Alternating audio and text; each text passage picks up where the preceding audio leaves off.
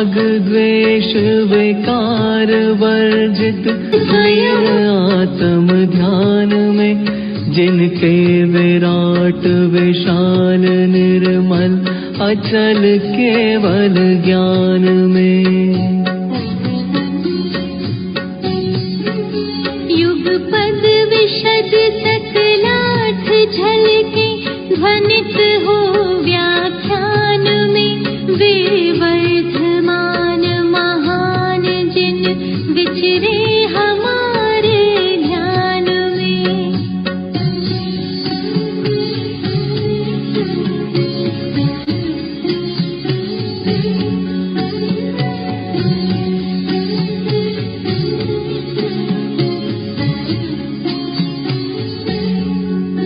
जिनका परम पावन चरित जल निधि समान अपार है, जिनके गुणों के कथन में गणधर न पावे पार है।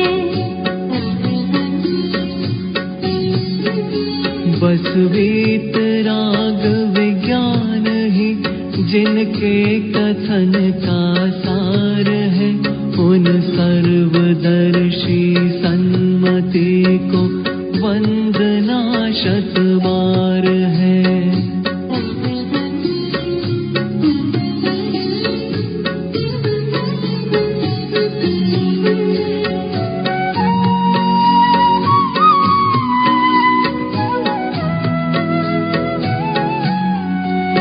जिनके विमल उपदेश में सबकी उदय की बात है, समभाव समता भाव जिनका जगत में विख्यात है। जिसने बताया जगत को प्रत्येक कण स्वाधीन है, करता न धरता कोई है, अणु अणु स्वयं में लीन है।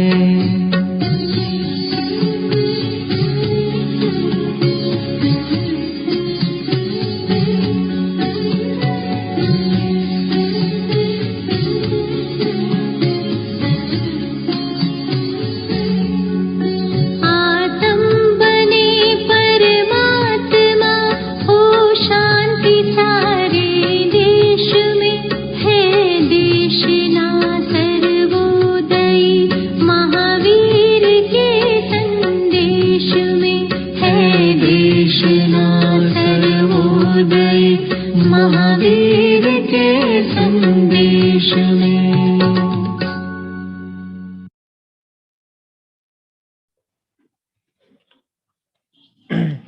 सभी हाथ जोड़ लीजिए, मंगलाचरण करेंगे। जय श्री ओम नमः सिद्धेभ्यः। जय श्री ओम नमः सिद्धेभ्यः। जय श्री ओम नमः सिद्धेभ्यः। नमो अरिहन्ताणं, नमो सिद्धाणं, नमो आयर्याणं, नमो वज्रायाणं, नमो लोये सवसाहोणम्।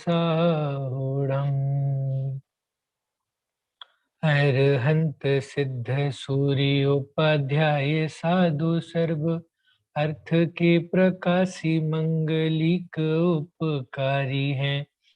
तिनको स्वरूप जान रागते भई जो भक्ति, काय को नवाए स्तुति के उच्चारी हैं। धन्य धन्य तुम ही से काज सब आज भय, कर जोरी बारंबार वंदना हमारी है। मंगल कल्याण सुख ऐसो हम चाहत हैं, हो मेरी ऐसी दशा जैसी तुम धारी है। हो मेरी ऐसी दशा जैसी तुम धारी है। आज चूहे की एक बहुत ही महान विभूति है, महान पंडित हैं, या कहें तो ऐसे विभूति जिनका जन्म दिवस आज है, कि जिनकी रचना के बिना हमारी शास्त्र सभा पूरी नहीं होती, या जिनके पद गाए बिना हमारी भक्ति पूरी नहीं होती, या जिनको स्मरण किए बिना हमारा जो प्रतिपाद्य है वो पूर्ण नहीं हो पाता, जिनके पद, जिनकी रचना और जिनका साहित्य ही ऐसा अद्भुत है, ऐसे आज संयोग से ऐसे महाकवि भागचंद जी का आज जन्म दिवस है। तो उन्हीं के उपलक्ष्य में आज हम चर्चा करेंगे। प्रसंगवश चूंकि आज का दिन कार्तिक बदी तीज का दिन है और ये आज का दिन उनका जन्मोत्सव है, तो हम उनके जन्मोत्सव पे ऐसे महाकवि का परिचय भी समझेंगे और साथ ही साथ इनकी बहुत ही सुंदर रचनाएं हैं। उनमें से एक जो सुंदर रचना है जिनवाणी स्तुति में महिमा है आगम जिनागम की, इसकी चर्चा भी हम करेंगे। तो सर्वप्रथम पंडित जी का परिचय अगर हम देखें तो उनका परिचय तो इस प्रकार से है कि इनका जन्म जो है वो ग्वालियर के पास ईसागढ़ नामक नगर है, उसमें इनका जन्म हुआ था। और जो कवि वृद्धिचंद्र जी हैं, उन्होंने जो भाव क्षमाष्टक नाम का, क्षमा भावाष्टक नाम का जो रचना लिखी है, उसमें इनको उल्लेखित करते हुए लिखा है कि अष्टादश शतोत्तरे कार्तिक बदी शुभ तीज, ईसागढ़ को जन्म थो भागचंद गुण बीज। मतलब संवत 1870 में आपका जन्म हुआ था और कार्तिक कृष्ण तृतीया मतलब आज ही के दिन ऐसी महान विभूति का जन्म हुआ था और ईसागढ़ को जन्म थो भागचंद गुण बीज। और जो महाकवि हैं, ये ईसागढ़ में इनका जन्म हुआ था, भागचंद गुनी बीज, जिनका नाम था भागचंद। और आगे क्या लिखा, गुनी बीज।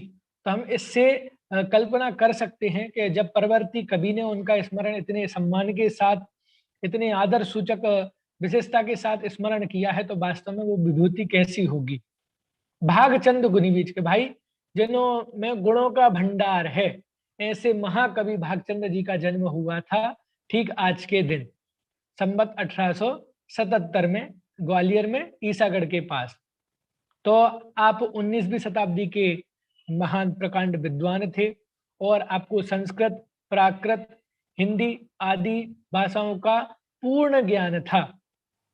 अब चूंकि महावीर अष्टक स्तोत्र हम देख लें, संस्कृत में लिखा गया और ये इनकी स्वतंत्र रचना है, तो हम समझ सकते हैं कि जैसे उनको हिंदी का ज्ञान था वैसे ही संस्कृत भाषा का भी प्रचुर ज्ञान था। और इतनी सुंदर रचना है, हम सभी पाठ करते हैं। और भारतवर्ष में कोई भी जिनवाणी संग्रह हो, ऐसी कोई भी जिनवाणी संग्रह नहीं है जहां जिस जिनवाणी संग्रह में महावीर अष्टक स्तोत्र ना लिखा हुआ हो। कहने का आशय ये है कि कवि तो श्रेष्ठ है ही, अपितु उनकी जो रचना है वो भी श्रेष्ठतम रचनाएं हैं। और उनकी रचना ऐसी नहीं है कि सिर्फ भक्ति परक हो या व्यवहार का वर्णन हो, व्यवहार का वर्णन है, भक्ति परक भी है, उसके साथ साथ प्योर अध्यात्म, विशुद्ध अध्यात्म के दर्शन आपको प्राप्त हो जाएंगे इसमें।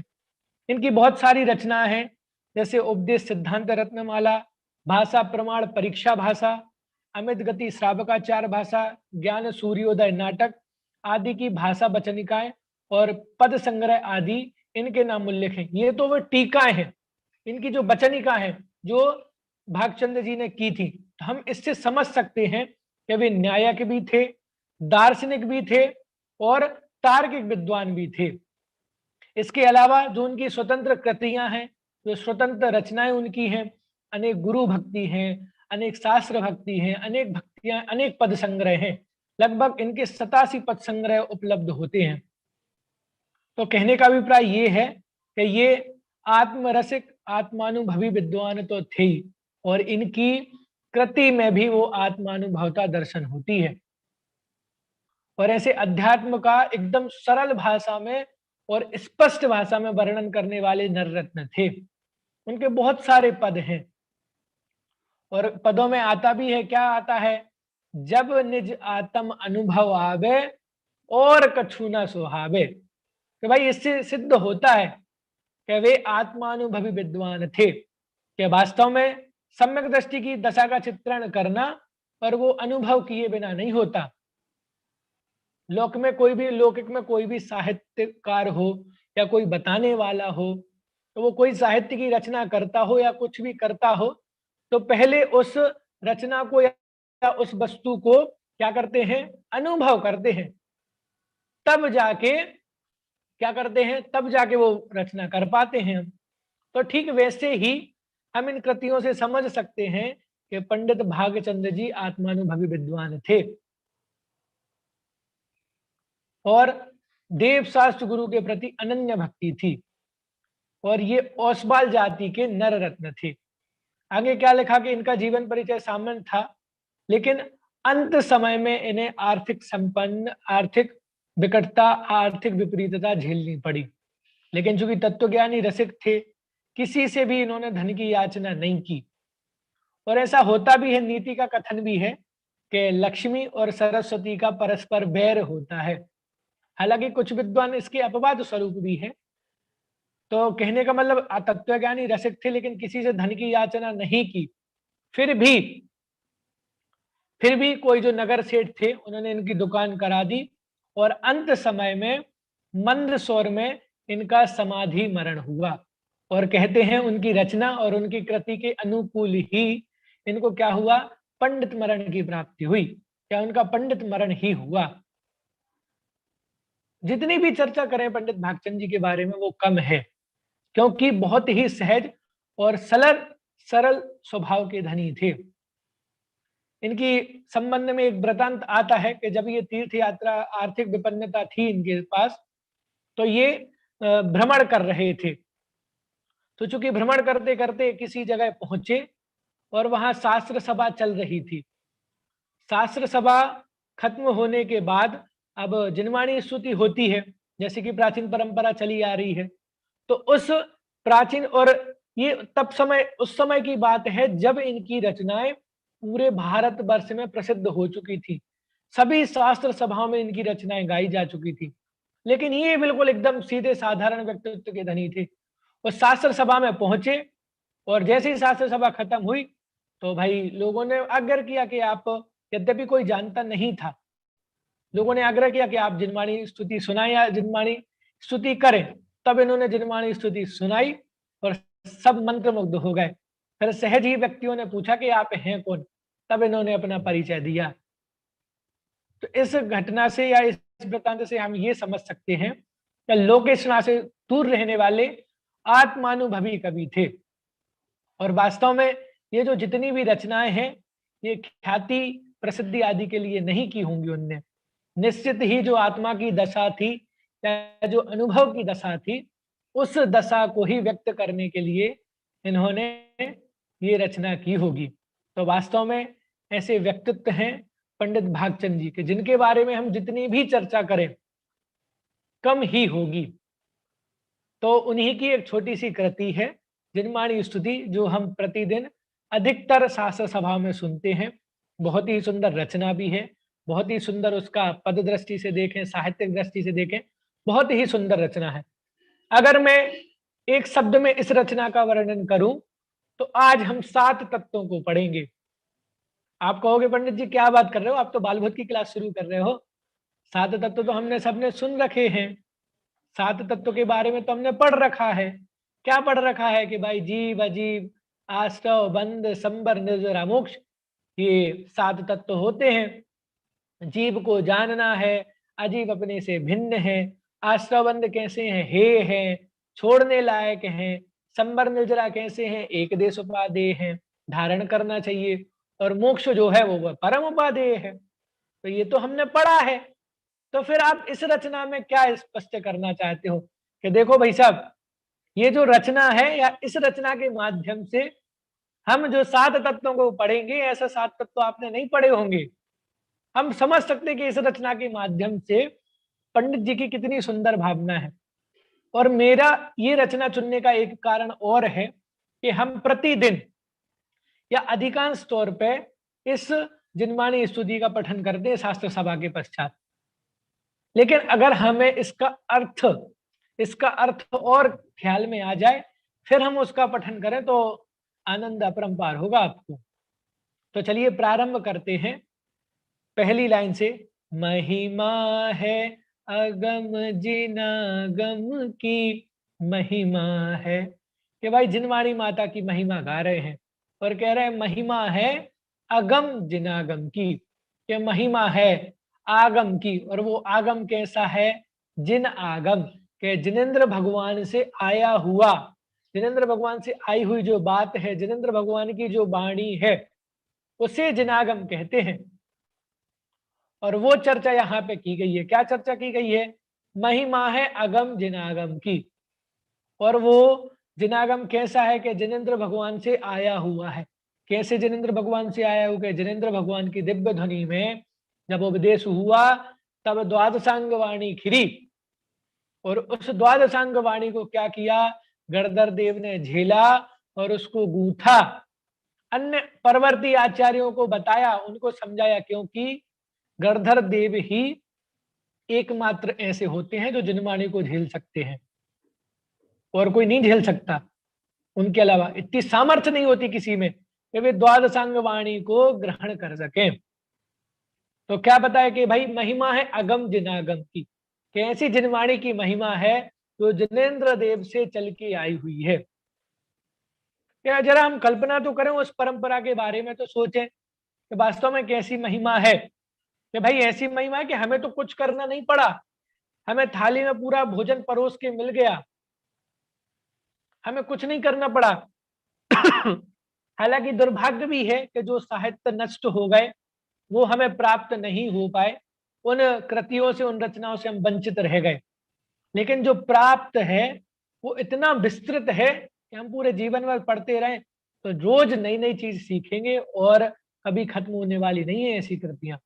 तो महिमा है अगम जिनागम की, ऐसी महान अपरंपार महिमा है कि वो जिनवाणी जो कैसी है? आगमबद्ध है, आई हुई है, परंपरा से चलती हुई आई है। तीर्थंकर केवली सर्वज्ञ परमात्मा से आते आते आते हमारे हाथ में आई है। और पहले तो इतने साधन उपलब्ध नहीं थे, पहले ये सब इतना सुलभ नहीं था जितना हमें सुलभ है। कि भाई क्या करना है, अब तो ग्रंथ देख भी नहीं जाना, ग्रंथ ढूंढने नहीं जाना, कहीं लेने नहीं जाना, आपके पास मोबाइल है। मैं घर बैठे व्याख्यान कर रहा हूं, आप घर बैठे व्याख्यान सुन रहे हैं, आप मोबाइल में खोल के सारे ग्रंथ पढ़ सकते हैं। और बोलो, और अब तो ऐसी टेक्निक भी आ गई है, अभी उज्जैन में ऐसा वो ग्रंथ भी लॉन्च हो गया है, पेन वाला समय सार ग्रंथ लॉन्च हो गया है। कि भाई एक ग्रंथ है और एक विशेष प्रकार का पेन है, आप उसकी गाथा पे टच करेंगे तो वो पेन उस गाथा को पढ़ने लगेगा बिल्कुल शुद्ध उच्चारण के साथ। उसके भावार्थ पे टच करेंगे तो वो पूरा पेन आपको भावार्थ सुनाने लगेगा। और विशेष बात, उन गाथाओं पे गुरुदेव श्री के जो प्रवचन हैं वो भी उस ग्रंथ में लिखे हुए हैं। तो आप उस पे टच करेंगे तो वो पेन आपको गुरुदेव श्री का प्रवचन सुनाएगा पूरा 1 घंटे का। कहने का मतलब क्या है? देखो, अभी हमें सब कुछ साधन सुलभ हो गए हैं, साधन सुलभ हो गए हैं, लेकिन उसके साथ साथ हमें क्या करना है? भाई साधना बढ़ाना है। ऐसी महिमा है अगम जिनागम की, कि भाई जिनवाणी की महिमा है, कितना भी वर्णन करते जाएं उसका पार नहीं पा सकते। क्या कहा? अगम जिनागम की, वो जिनवाणी जो है वो परंपरा से आई हुई है और उसकी महिमा अपरंपार है। कैसी महिमा है?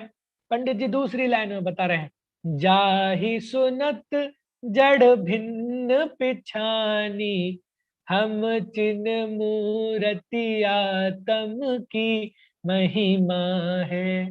क्या बताया? क्या जाहि सुनत जड़ भिन्न पिछानी, कि जिसको सुनने से, किसको? के जिनवाणी को सुनने से, जिनवाणी का चिंतन मनन करने से, कि ऐसी ध्वनि है कि जो ध्वनि कानों में पड़े तो क्या हो जाए? जाहि सुनत जड़ भिन्न पिछानी, के मलयागिरी पर्वत है जहां चंदन आदि के वृक्ष पाए जाते हैं, तो वहां चंदन के वृक्षों से जो सर्प हैं, अजगर हैं, वो लिपटे हुए रहते हैं। और आपको पता अजगर की इतनी पकड़ होती है कि आप उसको बीच से फाड़ दो, मतलब 2 टुकड़े भी कर दो, तब भी आप अजगर की पकड़ नहीं छुड़ा पाओगे।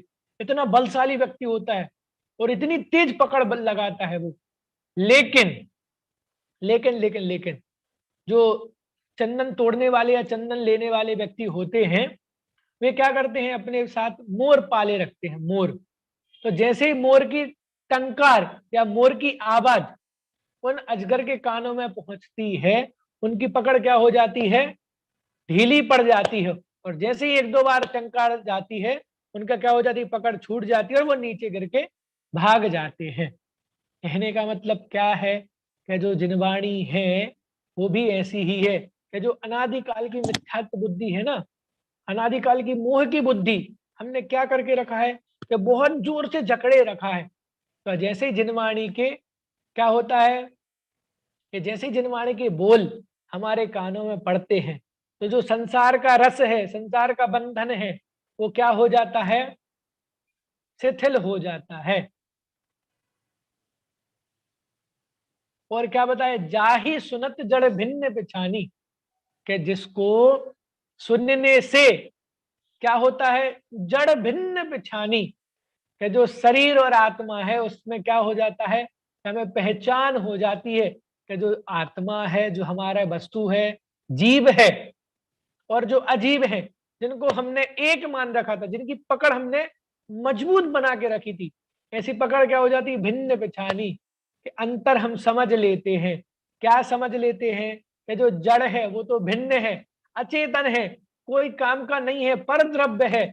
और हम कैसे हैं, हम चिन्ह मूर्ति आत्म की, कि हम कैसे हैं, कि हम तो चैतन्य मूर्ति हैं। और चैतन्य मूर्ति कैसी है, किसकी चैतन्य मूर्ति है, कि आत्मा की, कि जिसके अंदर चैतन्य चैतन्य चैतन्य भरा हुआ है, ज्ञान ज्ञान ज्ञान ज्ञान भरा हुआ है, आनंद आनंद भरा हुआ है। तो क्या समझ में आया कि जाहि सुनत जड़ भिन्न पिछानी, हम चिन्ह मूर्ति आत्म की, जिसके सुनने से एकदम भिन्न प्रतिभाषित होता है, भिन्न पहचान होती है, भिन्न ज्ञान होता है। किसका ज्ञान होता है, कि ये जो जीव अजीब है ना, ये दोनों कैसे हैं, भिन्न भिन्न हैं। और मैंने इसको अनादि काल से एक मान के रखा था। तो जैसे ही जनवाणी के बोल सुने, भाई गुरुदेव श्री कहते थे, क्या कहते थे, कि भूलेला भगवान छे, भाई सभी भगवान हैं, लेकिन अपने आप को क्या कर गए हैं, विस्मृत कर गए हैं, भूल गए हैं। क्या कहा, कि भाई हम चिन्ह मूरत आत्म की, कि मैंने जो जड़ को मान के रखा था ना, कि जड़ मैं हूं, ये जो शरीर है, शरीर से संबंध प्राप्त जितने भी संयोग हैं, इनको मैंने क्या करके रखा था, अपना मान के रखा था। लेकिन जैसे ही जिनवाणी की बात हमारे कानों में पड़ी, तो हमें प्रत्यक्ष में सब भिन्नता प्रतिभाषित हो गई। कौन सी भिन्नता प्रतिभाषित हुई, कि भाई ये सब तो पर है, और हम चिन्ह मूर्ति आत्म की, कि हम तो कैसे हैं, चैतन्य मूर्ति है आत्मा की। आप समझ लो, ये रचना करते हुए पंडित जी को ऐसे भाव हो रहे होंगे कि जैसे मुझे साक्षात में कोई खजाना मिल गया हो। ऐसी खुशी होगी, कोई दरिद्र व्यक्ति हो और उसको धन का लाभ हो जाए या बहुत बड़ा खजाना प्राप्त हो जाए, तो वो कैसा हो जाएगा, प्रफुल्लित तो हो जाएगा, आनंदित तो हो जाएगा, झूम जाएगा भाई खुशी से। वैसे ही क्या पता चला, कि हम चिन्ह मूर्ति आत्म की, कि हम चिन्ह मूर्ति आत्म की हैं, कि भाई जिनवाणी की बात मानो तो सही, तुम सुनो तो सही। समय सारथी में कलश आता ना, कि भाई 6 माह क्या करो, कि बस 6 माह उस आत्मा को जानो, तो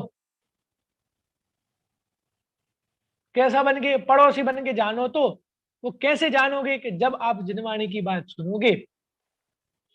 क्या है, अरे ओ भाई, एक 6 महीना इस तन को पड़ोसी बन लखो ना।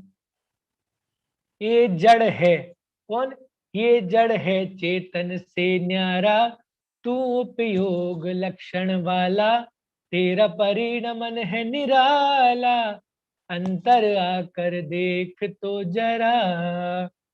अरे ओ ज्ञान स्वभावी आत्मा, अंतर आकर देख तो जरा, कि भाई एक बार दृष्टि तो लाओ, अंतर आकर देखो। तो क्या देखो, कि भाई ये तो जड़ है, चैतन्य से भिन्न है, और मैं कैसा हूं, उपयोग लक्षण वाला हूं। तो जैसे ही जिनवाणी माता की बात, जिनवाणी माता के बोल हमारे कानों में पड़े, उससे क्या हो गई, एकदम भिन्नता प्रतिभासित हो गई। क्या भिन्नता प्रतिभासित हो गई? ये तो जड़ है, भिन्न है, और मैं कैसा हूं, चेतन हूं। भाई जो नींबू है, नींबू को आप दूध में डालो तो दूध क्या हो जाता है, फट जाता है, मतलब भिन्न भिन्न हो जाता है कि भाई पानी अलग है और जो माल है वो अलग अलग है। तो वैसे ही जिनवाणी माता के बोल जब हमारे अंदर आए, हमारे हृदय में पड़े, तो पता चल गया, क्या पता चल गया, कि भाई ये दोनों कैसे हैं, भिन्न भिन्न है। तो जा ही सुनत जड़ भिन्न पिछानी, हम चिन्ह मूरत आत्म की महिमा है। महिमा है अगम जिनागम की, वास्तव में ऐसी महिमा है आगम जिनागम की।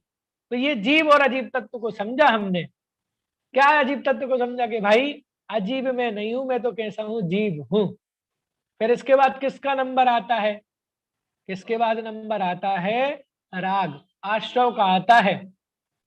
क्या लिखा आश्रव के लिए, रागादिक दुख कारण जाने, त्याग बुद्धि दीनी ब्रह्म की महिमा है। और क्या फायदा हुआ कि जब हमने जिनवाणी में पढ़ा, क्या पढ़ा, कि भैया राग आदि, राग में सब आ जाएगा, मोह राग द्वेष कषाय क्रोध मान माया लोभ आदि 5 भाव, सभी जीव के जितने भी विभाव हैं वे सब राग आदि में आ जाएंगे। तो राग आदि दुख कारण जाने, कि जिनवाणी में हमने पढ़ा कि जो राग है वो तो कैसा है, कि दुख का कारण है। कोई भी राग हो, चाहे वो जिनेंद्र भगवान के प्रति हो, या जिनेंद्र भगवान के प्रति होगा शुभ राग होगा, प्रशस्त राग होगा, पुण्य बंध होगा, और जो परिवार पुत्र संपत्ति आदि के प्रति होगा वो अप्रशस्त राग होगा, अशुभ राग होगा, पाप बंध होगा। लेकिन पुण्य बंध हो या पाप बंध हो, है तो कैसा, संसार का कारण है।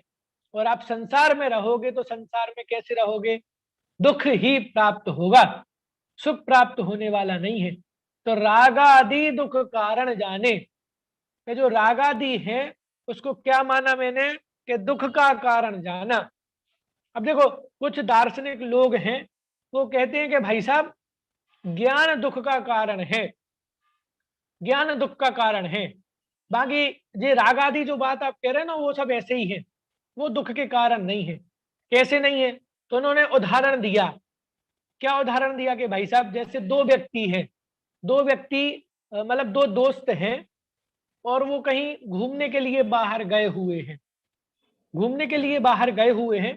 तो अभी कोई टेंशन नहीं है, एकदम स्वतंत्र होके, स्वतंत्र होके, बिल्कुल कोई टेंशन नहीं है दिमाग में, और विचरण कर रहे हैं अपना आराम से। फिर देखा कि भाई घर से फोन गया तुरंत एक दिन बाद एक व्यक्ति का, कि बेटा तुम्हारे भाई का एक्सीडेंट हो गया। तो जो दो व्यक्ति, जो दोस्त थे, वो पहले कैसे घूम रहे थे, एकदम स्वतंत्र घूम रहे थे, निश्चिंत घूम रहे थे। लेकिन जैसे ही उन्हें ज्ञान हुआ, तो जो व्यक्ति था जिसके भाई का एक्सीडेंट हुआ, वो कैसा हो गया, कि दुखी हो गया। तो बोलो भाई बात सही है कि नहीं है, जब तक नहीं जान रहे थे तब तक हमें दुख नहीं हो रहा था, लेकिन जैसे ही जानने लगे तो हमें दुख होने लगा। तो फिर वहां आचार्य देव ने समझाया, उनके मत का खंडन किया कि भैया ज्ञान दुख का कारण नहीं है, ज्ञान तो सुख का ही कारण है, ज्ञान तो सुख का ही कारण है। तो दुख का कारण क्या है, कि दुख का कारण है राग द्वेष। दुख का कारण क्या है, राग दुख का कारण है। कि भाई जो दो व्यक्ति थे, उन दो व्यक्ति में खबर तो दोनों को पता चली कि इसके भाई का एक्सीडेंट हो गया। तो जिसके भाई का एक्सीडेंट हुआ उसको दुख हुआ, उसके दोस्त को दुख नहीं हुआ। क्यों, जाना तो दोनों ने था। अगर जानने से दुख होता तो दोनों को दुख होना चाहिए था। हम भी न्यूज़पेपर में पढ़ते कि नहीं पढ़ते, न्यूज़पेपर हमने पढ़ा कि फलानी जगह बस पलट गई, फलानी जगह एक्सीडेंट हो गया, 10 लोगों की मृत्यु हो गई। तो हमने जाना, फलानी जगह आग लग गई, फलानी जगह भीषण हादसा हो गया, बादल फट गए। तो ये सब हमने जाना, लेकिन हमें दुख हुआ क्या, हमें दुख नहीं हुआ। तो दुख का कारण क्या है, रागादिक दुख कारण जाने। तो भाई मैंने मान के रखा था कि जो राग आदि है वे तो सुखी कर देंगे, लेकिन राग आदि कैसे हैं? दुख के कारण है। तो ज्ञान दुख का कारण नहीं है। ज्ञान तो कैसा है? जानना हमेशा सुख का कारण है, जानना दुख का कारण नहीं है। राग हमेशा दुख का कारण है, राग कभी भी सुख का कारण नहीं है।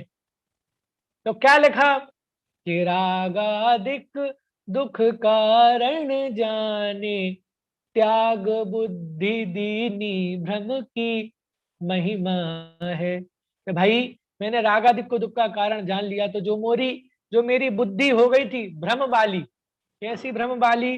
कि जो रागादि हैं वे सुख के कारण तो नहीं है, लेकिन मैंने उन्हें सुख का कारण मान के रखा था। तो सुख का कारण मान के रखा था, तो मैंने क्या किया कि जो भ्रम की बुद्धि थी उसको क्या कर दिया? दूर कर दिया। टोडरमल जी का कथन भी है, क्या लिखा कि भ्रम जनित दुख को दूर करने का उपाय भ्रम दूर करना है। तो मैं एक उदाहरण दे रहा हूं आप लोगों को। आप ये समझो कि भाई आप सो रहे हो, सोते सोते आपको एक स्वप्न आया कि आप एक भीषण जंगल में फंस गए हो। एकदम भयानक जंगल है, चारों ओर वृक्ष ही वृक्ष हैं, आपको बाहर निकलने का रास्ता नहीं दिख रहा है। एक तरफ कुआं है, एक तरफ खाई है, पीछे अग्नि जल रही है। अब सामने से शेर आ गया। अब आपको शेर से बचना है, तो आप क्या करोगे? बोलो भाई। बहुत सारे लोगों को तो पसीना आ जाएगा कि शेर आ गया, शेर आ गया। क्या करें बताओ? अगर आपको शेर से बचना है तो आप क्या करोगे? सबसे पहले भाई, सबसे पहले क्या करना पड़ेगा कि हमें अपनी आंखें खोलना पड़ेगा। क्यों खोलना पड़ेगा? क्योंकि स्वप्न है ना। तो स्वप्न में क्या करेंगे भाई? स्वप्न से बचना है या स्वप्न के डर से भागना है, तो क्या करना पड़ेगा? जागना पड़ेगा। वैसे ही हमने भ्रम से सुख बुद्धि मान के रखी है। तो जब पता चला कि जो राग आदि हैं वो तो कैसे हैं? दुख के कारण हैं, दुख देने वाले हैं। तो मैंने क्या किया? उन राग आदि भावों को छोड़ दिया।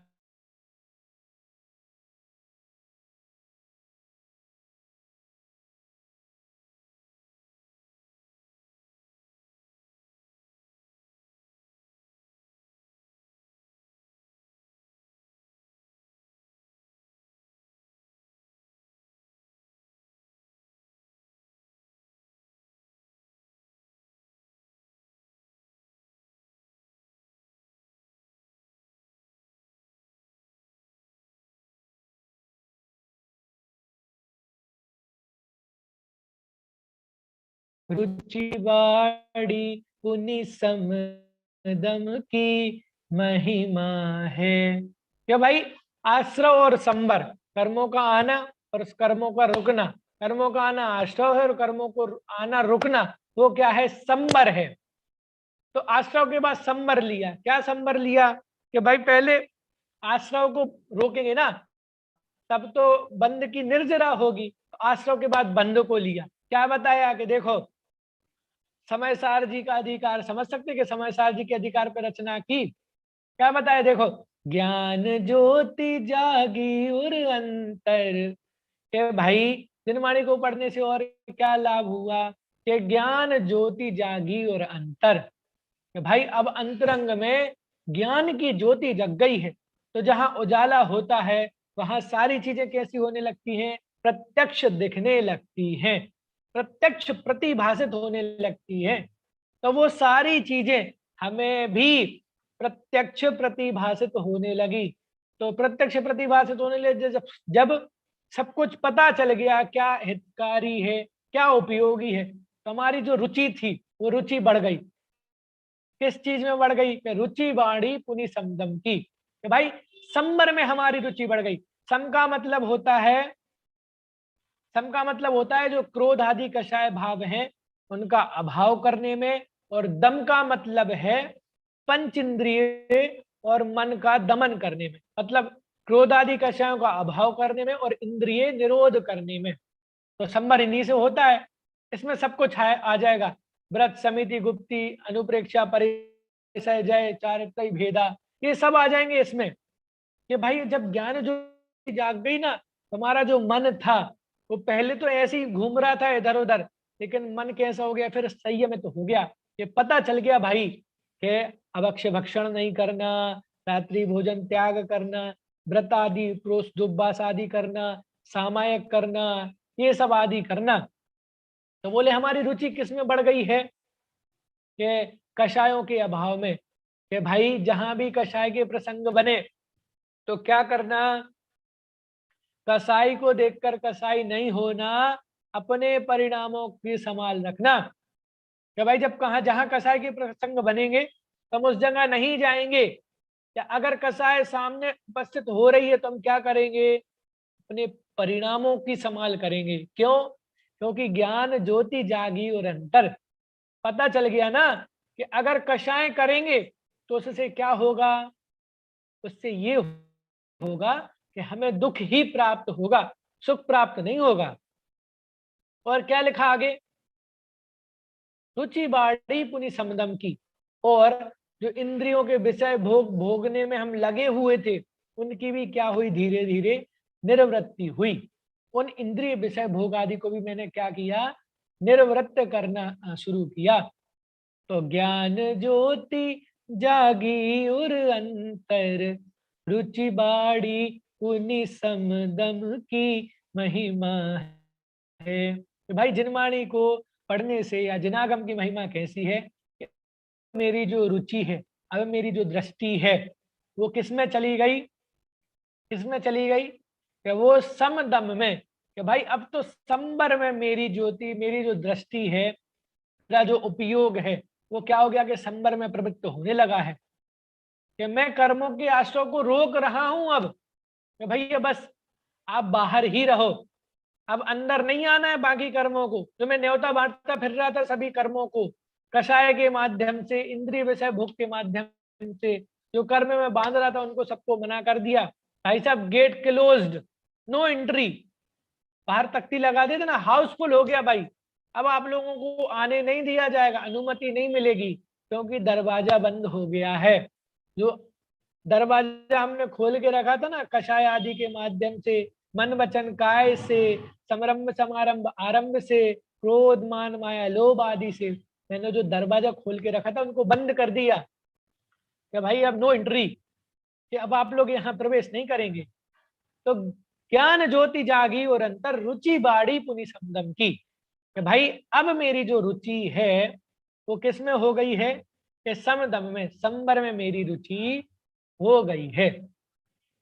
और क्या लिखा आगे, और लिखा बंध तत्व की बात की, बंध और निर्जरा की, क्या कर्म बंध की भई निर्जरा, कारण परम पराक्रम की महिमा है।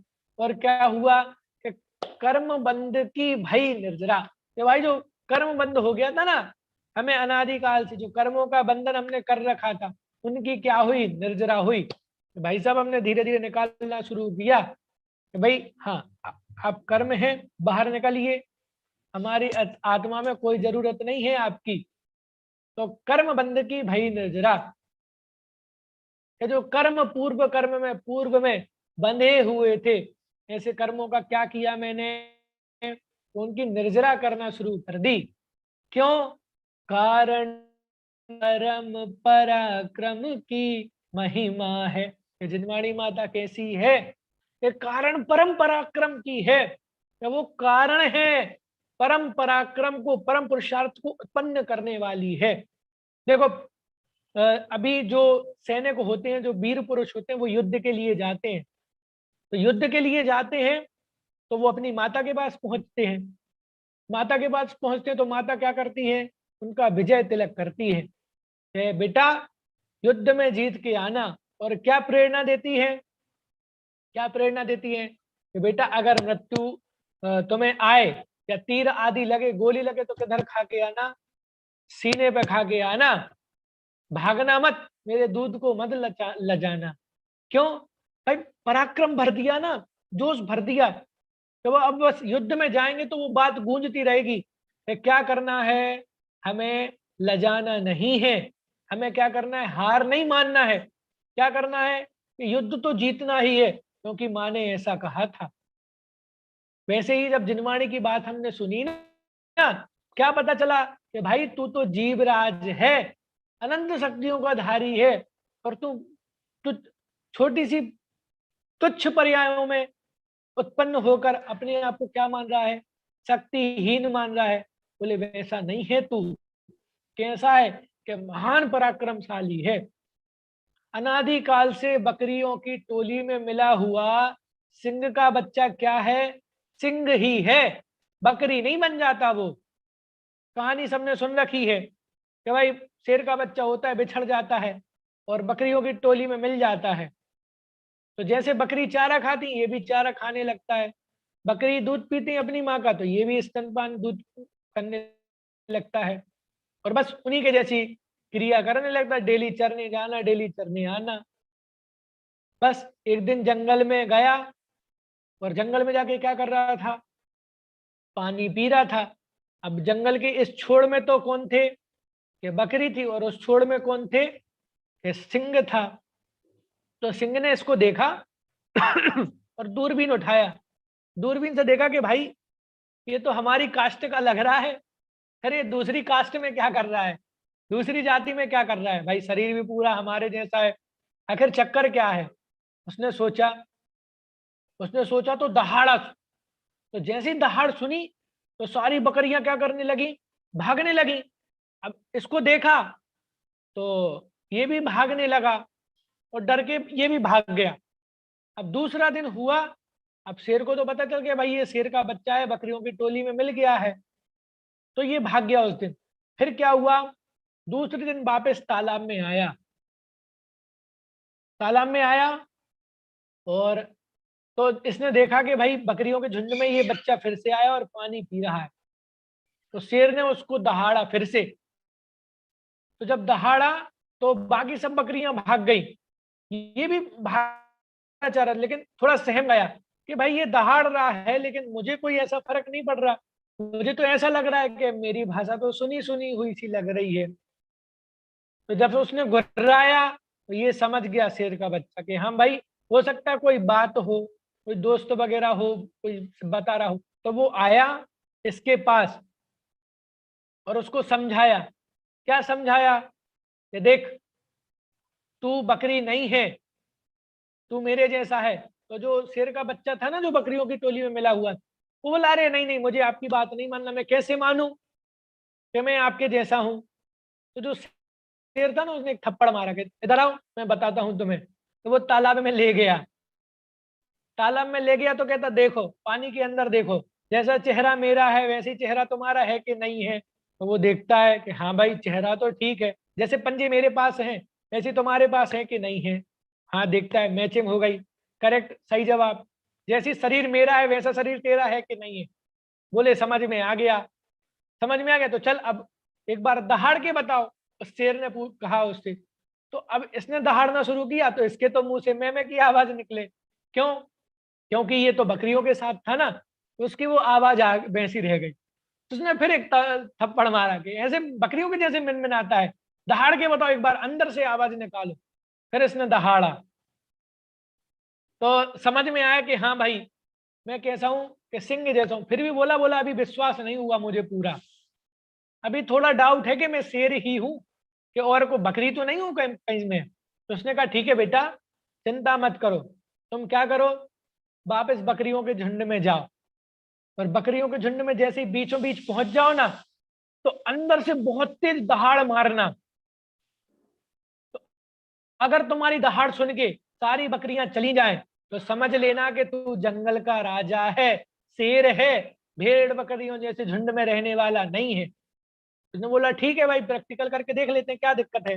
वो शेर का बच्चा था, वो चला गया बकरियों के झुंड में पहुंचा, और जैसे ही उसने अंदर से गर्जना प्रारंभ की, जो दहाड़ मारी, उस दहाड़ को सुन के जितनी भी बकरियां थी वो सारी भाग गई। वैसे यहां मैं क्या बता रहा हूं कि कर्म बंध की भई निर्जरा कारण परम पराक्रम की। ये जो जिनवाणी माता है वो कैसी है, ये कारण है, किसके कारण है, कि परम पराक्रम, परम पुरुषार्थ जागृत करने वाली है। कि अनंत गुरुओं ने हमें समझाया कि भाई तू मेरे जैसा है, तू खुद चैतन्य राज है, तू स्वयं परमात्मा है। लेकिन हम डाउट में रहे तो जिनवाणी माता ने हमें आराम से समझाया, बहुत प्यार से। देख बेटा, जीव अजीव दोनों भिन्न भिन्न हैं। तू आश्रव कर रहा था, इसलिए आश्रव से दुखी हो रहा था। अब क्या कर, आश्रव को छोड़, संबर निर्जरा को धारण कर और कर्मों की निर्जरा कर। उससे क्या होगा कि उससे तुझे क्या मिलेगा कि अतीन्द्रिय सुख मिलेगा। बोले नहीं नहीं, विश्वास नहीं हुआ। बोले विश्वास नहीं हुआ, चल एक बार कर, अंतरंग में दृष्टि डाल और एक बार जोर से दहाड़ करो कर्मों के सामने कि मैं जीवराज चैतन्य हूं, मेरे अंदर ज्ञान आनंद का पिंड है, मैं तो चैतन्य चैतन्य चैतन्य स्वभावी हूं। ऐसी गर्जना कर अपने अंदर में। तो जो सम्यक दृष्टि जीव हुए ना, जो अनंत आनंद सिद्ध परमेश्वर, उन्होंने क्या किया कि अंतरंग में गए और एक बहुत तेज गर्जना की। तो जो कर्मों की संतान थी, कर्मों की प्रजा थी, कर्मों की सेना थी, वो क्या हो गई, सारी भाग गई। ऐसी जिनवाणी माता कि क्या कैसी महिमा है कि भाई, जिनवाणी माता को जब मैंने सुना, जिनवाणी की चर्चा जब मैंने की, जिनवाणी का जब अनुभव किया, स्वाध्याय किया, तो कर्म बंध की भाई जरा कि जो अनादिकाल से कर्म बंधन थे वो क्या होने लगे, धीरे धीरे छूटने लगे, धीरे धीरे नष्ट होने लगे, कारण परम पराक्रम की। क्यों? क्योंकि वो कैसी है जिनवाणी माता के कारण परम पराक्रम की, परम पराक्रम को उत्पन्न करने वाली है, परम शक्ति परम वीर को जगाने वाली है। और क्या लिखा लास्ट में कि भाई अब अपनी कामना आ गई। पंक्ति में, लास्ट पंक्ति में क्या लिखा, अपनी भावना व्यक्त कर दी। क्या भावना व्यक्त की? भाग चंद शिव लालच लाग्यो, पहुंच नहीं है जहां जम की महिमा है। क्या कहा कि भाग चंद शिव लालच लाग्यो, कि जब मैंने जिनवाणी माता को समझ लिया, जीव अजीव आश्रव बंद संबर निर्जरा मोक्ष सभी तत्वों को समझ लिया, सभी तत्वों का स्वरूप समझ लिया, तब क्या भावना हुई कि भाग चंद शिव लालच लाग्यो। कि भाग चंद को मतलब मुझे क्या हुआ, अब तो शिव लालच लाग्यो, कि जो मोक्ष महल है, मुक्तिपुरी है, सिद्ध सलाह है, उसकी लालच लग गई, उसकी ललक लग गई, उसकी इच्छा हो गई, उसको प्राप्त करने की तीव्र भावना हो गई। क्यों? क्यों उसको प्राप्त करने की भावना हो गई? भाग चंद शिव लालच लाग्यो, कि भाई अब तो मुझे मोक्ष प्राप्ति की भावना जग गई है। क्यों भावना जग गई है? क्योंकि पहुंच नहीं है जह जम की महिमा है। क्या कहा कि वहां पहुंच नहीं है जय जम की, जम मतलब यमराज की। तो सिद्ध सला मुक्तिपुरी ही ऐसी जगह है जहां मृत्यु नहीं होती। कहने का मतलब है कि वहां जाकर जीव सादी अनंत काल के लिए कैसा हो जाता है, सुख सुख सुख सुख का वेदन करने वाला हो जाता है, परमात्मा बन जाता है। और कैसा सुख प्राप्त करता है? अनंत सुख प्राप्त करता है कि उस सुख का कभी भी अंत नहीं आता।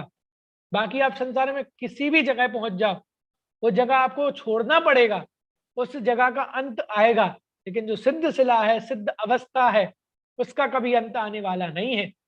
तो क्या बताया इधर भागचंद जी ने? भागचंद शिव लालच लाग्यो, पहुंच नहीं है जह जम की महिमा है। कि हे भगवान, हे भागचंद, अपने आप को संबोधित करके कह रहे हैं, क्या कह रहे हैं कि भागचंद को तो अब यही लालच है, कि यही लालसा लग गई है। हम सबको भी यही भावना होनी चाहिए। क्या भावना होनी चाहिए? कि हम सबको शिव लालच लाग्यो। कि जब ऐसी बात सुनी, ऐसी महिमा जिनवाणी की सुनी, तो हम सबको भी क्या हुआ कि शिव लालच लाग्यो, कि हम सबको भी उस मोक्ष की अभिलाषा हो गई, उस मुक्तिपुरी की अभिलाषा हो गई। क्यों? पहुंच नहीं है जय जम की। तो भाई वहां फिर दुखों का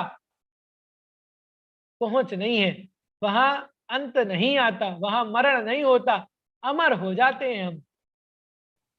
तो ऐसी बहुत ही सुंदर रचना थी जिनवाणी स्तुति की, जिसको हम सब ने यहाँ पे पढ़ा। एक बार पुनः हम जिनवाणी स्तुति के रूप में इस पंक्ति को पूरा दोहराते हैं और उसके बाद प्रवचन समाप्त होगा। हम सभी काय उत्सर्ग करेंगे।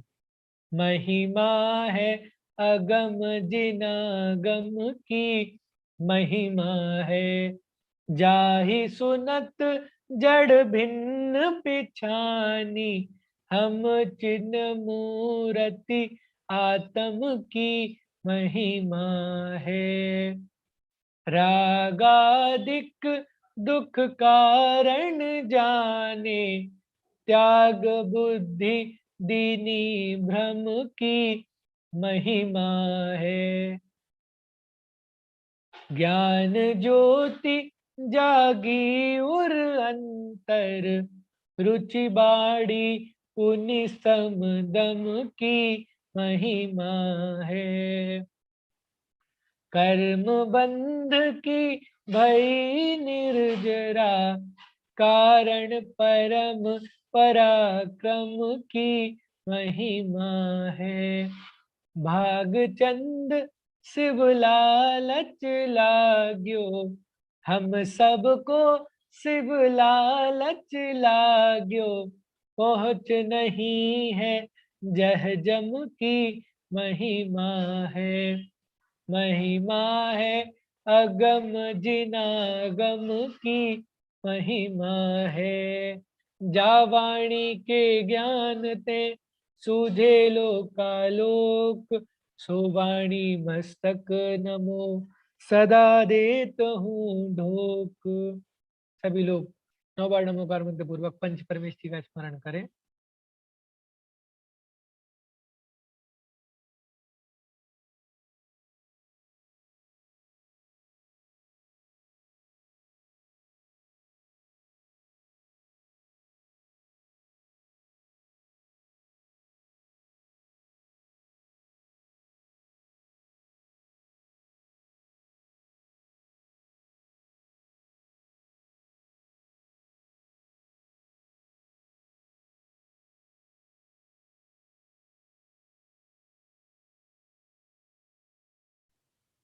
बोलिए परम मंगलकारी भवतारिणी द्वाद सांग जिन्वाणी माता की जय हो।